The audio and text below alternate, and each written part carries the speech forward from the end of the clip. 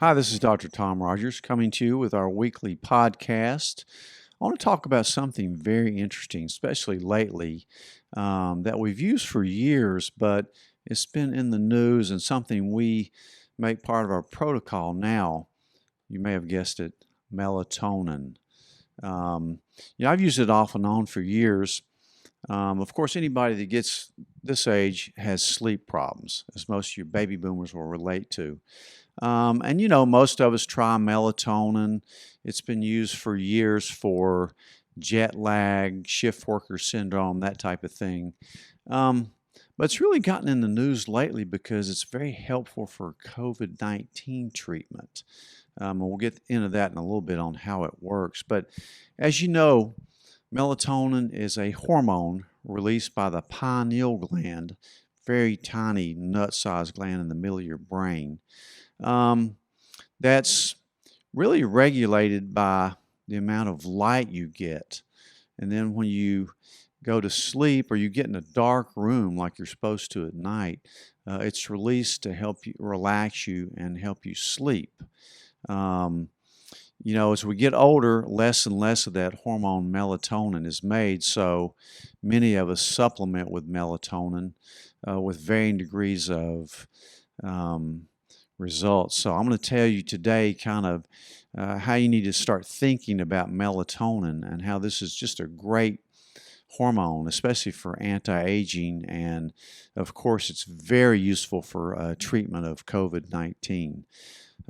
It's definitely part of our protocol. So your pineal makes less and less of this as you age. Maybe one reason we get older. I check a lot of melatonin levels when I do cortisol salivary testing. But the thing about it that scientists are finding, if you do the research, you'll find that it's being used for Alzheimer's disease, ALS, diabetes, heart disease, diabetic nephropathy, which is diabetic kidney disease. Um, it's used to help lower nighttime high blood pressure. It's been studied with autism. Autistic kids really have a hard time sleeping.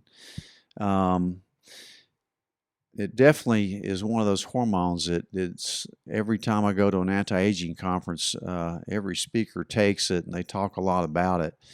And so I think it's very useful. It's also very safe, very, very safe. And personally, I've found that this helps me sleep better when I get the right dose than a prescription sleep medication, which I've tried in the past as well. Um, Side effects, so it's very safe, very, very safe. It's not going to hurt you. That's why it's an over-the-counter supplement. Um, if you take too much of it or don't get used to it, it could make you drowsy in the morning. It could give you a little headache, cause a little dizziness, rare nausea. I mean, these are rare side effects. It's not habit forming, and you won't get tolerant to this drug like you will a lot of prescription sleep medications. Um, you can ask your doctor about drug-to-drug interactions like anticoagulants, anti-seizure medications. But for most things, it's very safe and will not bother you at all. So how does this work for all this stuff, including COVID? Well, it turns out it's a broad-spectrum antioxidant.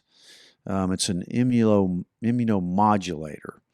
It's a free radical scavenger.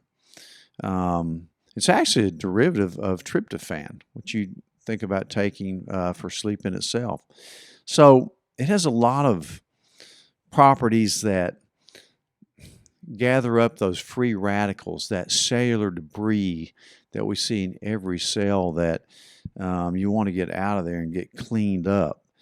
It increases your glutathione and your something called superoxide dismutase, SOD, if you get into it.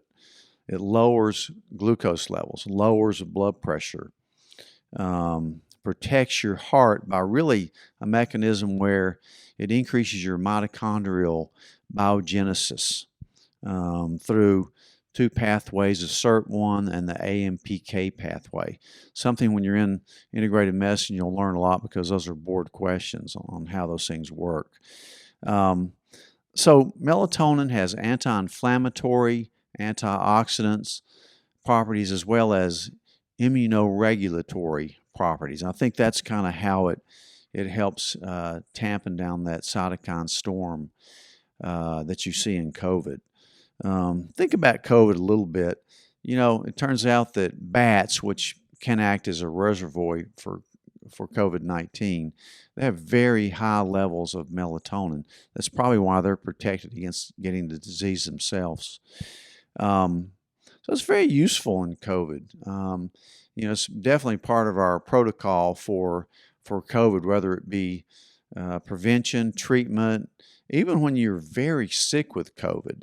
A recent study just came in that showed that hospitalized patients on the ventilator, really when they took COVID at 10 milligrams, sometimes higher, it decreased their risk of death from COVID. So that was a great news there. Think about melatonin. You have to get the right form. You really need the slow release form, because a lot of people say, well, melatonin doesn't work for me. It puts me to sleep, then I'll wake up at 2 or 3 in the morning. That's because they're taking the immediate release form. You need the slow release form for sure. The other thing is start slow. Unless you're treating COVID, you don't need to start slow there. Start slow and gradually increase your dose. Some people go as low as 0.3 milligram. The average start dose is 1 milligram. Slow release, work up to 3. I've worked, my dose is usually about 3 milligrams. I'm lean. I don't require quite as much, but you need to go higher than that if you're treating COVID. And if you're treating, or if you see a breast cancer patient, I won't say treat breast cancer with this, but it's very helpful with breast cancer patients. Up to 20 milligrams of it is kind of a standard dose. They've even gone up as high as 80 milligrams with really very little side effects. So you may have to work your dose up appropriately. So definitely, if you're not, unless you're taking this for COVID, which you should probably get on immediately 5 milligrams at night, and if you're hospitalized, definitely 10 milligram. But just for general use, start slow. 1 milligram. If it makes you too drowsy in the morning, drop back to like 0.6 or something. It even comes in 0.3 milligrams. But definitely take the slow release form. Work your way up. You're going to get a lot of good anti-aging effects. You're going to sleep better. You're going to feel better because sleep is one of those 4 main tenets of our anti-aging protocol: nutrition, exercise, sleep, hormone regulation. So, and melatonin itself is a hormone. Think of it as a hormone supplement that you can take that's very safe, going to be very beneficial for a lot of different reasons, especially in these COVID times. So I hope that's a good message for you today. Think about melatonin, work with it, and hope you get a good night's sleep tonight. I'll see you next week.